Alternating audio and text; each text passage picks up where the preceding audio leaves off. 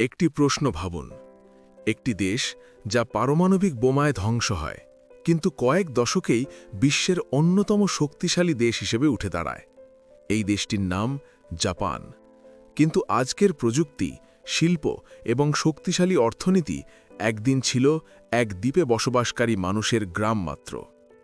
আজ আমরা জানব জাপান কিভাবে শুরু হলো, কিভাবে যুদ্ধ, সংস্কৃতি ও নেতৃত্বের মাধ্যমে গড়ে উঠল একটি বিশ্বশক্তি। ৩০,০০০ বছর আগে মানুষ এশিয়া মহাদেশ থেকে জাপানের দ্বীপগুলোতে এসে বসতি গড়ে তোলে। প্রথম মানুষরা মূলত মাছ শিকার, ছোট কৃষিকাজ এবং বনভূমির খাদ্য অনুসন্ধানে ব্যস্ত ছিল। এই সময়কে বলা হয় জৌমান পিরিয়ড, যেখানে মানুষ কেরামিক তৈরি শুরু করে, শিকার ও জঙ্গলে জীবন পরিচালনার জন্য নতুন নতুন কৌশল উদ্ভাবন করে। এই কঠিন প্রাকৃতিক পরিবেশ, ভূমিকম্প, আগ্নেয়গিরি এবং সমুদ্রের প্রবল ঢেউ মানুষকে শৃঙ্খলাবদ্ধ ও ধৈর্যশীল হতে শেখায়।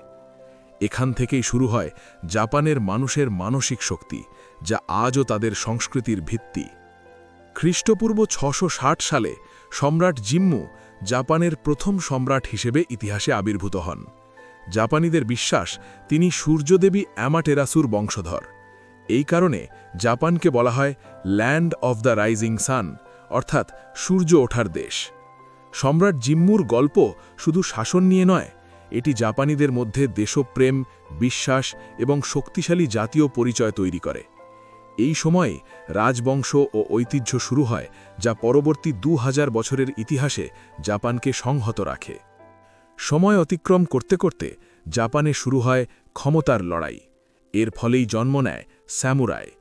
তাদের জীবন দর্শন বুশিদ ছিল সম্মান, শৃঙ্খলা, সাহস এবং প্রয়োজনে আত্মত্যাগ। স্যামুরাই শুধু যোদ্ধা নয়, তারা ছিলেন সমাজ ও নীতি নৈতিকতার রক্ষক। এই সময়কার শগুন রাজনৈতিক ক্ষমতা ধরে রাখতেন, সম্রাট ছিলেন প্রতীকী নেতা।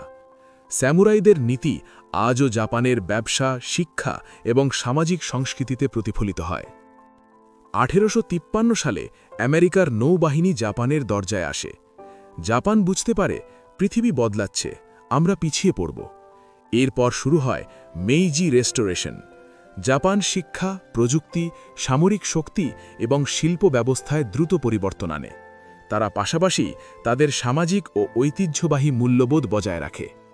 এই সময়েই জাপান শেখে শক্তি শুধু অর্থ বা সেনাবাহিনীতে নয়, মানুষের দক্ষতা এবং জাতীয় মনোবলেই। দ্বিতীয় বিশ্বযুদ্ধ, পারমাণবিক বোমা, ধ্বংসপ্রাপ্ত শহর, জাপান এক কঠিন সময়ের মধ্যে দিয়ে যায়। তবুও দেশ হাল ছাড়েনি। মানুষ, সরকার এবং সমাজ একযোগে পুনর্গঠন শুরু করে। শিক্ষা, প্রযুক্তি এবং শিল্পে বিনিয়োগ করে জাপান দ্রুত পুনরুজ্জীবিত হয়। এটাই প্রমাণ করে জাপানের আসল শক্তি প্রকৃতিতে নয়, মানুষের মনোবলে। আজকের জাপান আমাদের শেখায় দেশ বড় না, মানসিকতা বড় হলে একটি জাতি বিশ্বের শীর্ষে পৌঁছাতে পারে। শৃঙ্খলা, পরিশ্রম, আত্মত্যাগ এবং ঐতিহ্য, এগুলি জাপানকে বিশ্বের অন্যতম শক্তিশালী জাতিতে পরিণত করেছে। এই ভিডিওটি ভালো লাগলে লাইক, থামস দিন। বাংলা ইনফোল্যাব সাবস্ক্রাইব করুন, বেল আইকনটি প্রেস করুন আর শেয়ার করুন আপনার বন্ধুদের সাথে।